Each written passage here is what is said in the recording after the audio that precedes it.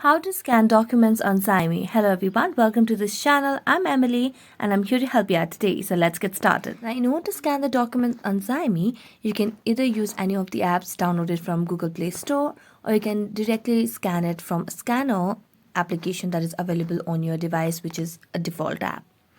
So here, as you swipe up the app list, you can see the option of scanner over here. So just tap on the scanner option. And as you tap on scanner, you can just place the code, or you can just directly use any of the gallery option and then scan the document. Next, what you can simply do is you can use any of the other apps to scan your documents. Here I'm going to use one of the scanning apps. And as you do that, just wait until it launches you to the home page of the application.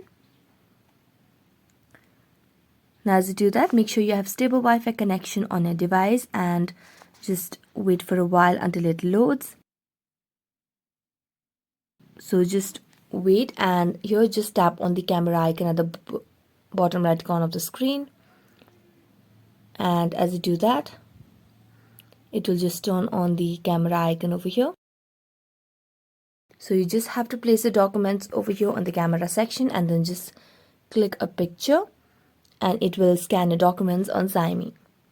So that's it. Thank you so much for watching this video. See you next time.